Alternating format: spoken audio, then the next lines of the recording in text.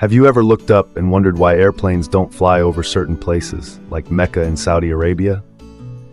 In today's video, we'll explore the reasons behind restricted airspaces around the world, from religious and cultural sites to natural wonders and historical landmarks.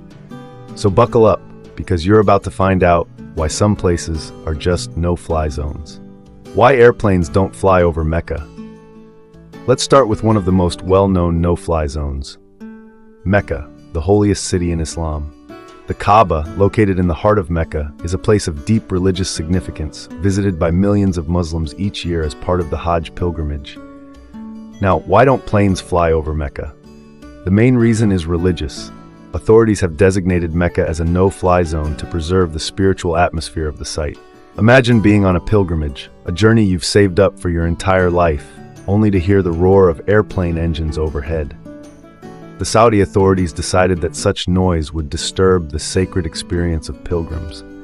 So, out of respect for the significance of the Kaaba, flying over it is banned.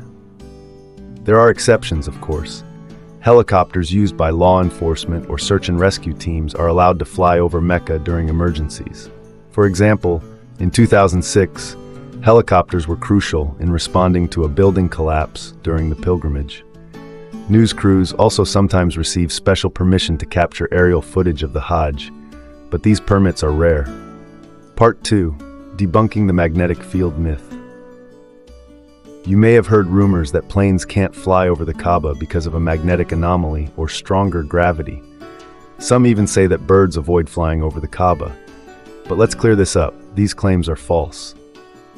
There's no magnetic anomaly over Mecca, and the idea that gravity is stronger there has no scientific basis. Birds fly over the Kaaba just fine, and helicopters regularly patrol the skies during the pilgrimage. The flight ban is strictly for religious and cultural reasons, not due to any physical limitations.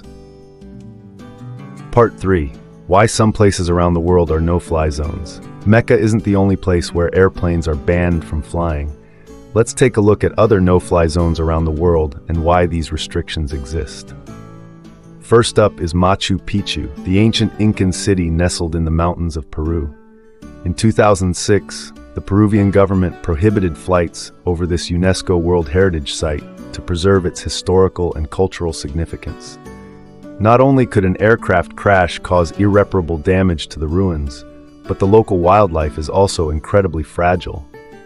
Even a fire caused by a plane crash in the surrounding forest could devastate the ecosystem. That's why you won't see planes flying over this sacred and historic place. Part 4. More no-fly zones. Moving to Europe, the Parthenon in Athens, Greece, is another site protected by a no-fly zone. After being heavily damaged in the 17th century, this ancient monument is now being carefully restored. To avoid any potential damage from low-flying aircraft, the Greek government has banned flights below 5,000 feet over the Parthenon. Did you know that Paris, one of the busiest cities in the world, also has restricted airspace? Although commercial planes can fly over the city, they must remain above 6,500 feet. Helicopters are generally banned, except for special operations like police surveillance or rescue missions. This is done to protect the densely populated city below and avoid disturbing the iconic skyline. Part 5. Political and strategic no-fly zones. Now, not all no-fly zones are created for cultural or environmental reasons. Some exist because of political tensions or security concerns. For example, the Taiwan Strait, which separates China from Taiwan, has certain areas where flights are restricted. This is due to the strained relationship between the two regions, and both sides take extra precautions to avoid potential conflicts. In London, Downing Street, home to the British Prime Minister, is also a no-fly zone. This area is considered too sensitive for regular air traffic, with restrictions not only on airplanes but also on helicopters and even drones. Part 6. Natural and practical restrictions. Lastly, let's talk about natural barriers. One of the world's most awe-inspiring no-fly zones is the Himalayas. While there isn't a strict ban on flying over these towering mountains, pilots avoid the region due to practical concerns. The Himalayas are home to some of the tallest peaks on Earth, including Mount Everest. If a plane has an emergency here, it can't descend quickly because the peaks are higher than most emergency altitudes. Plus, finding a safe landing spot in this rugged terrain would be nearly impossible. Conclusion: why no-fly zones matter.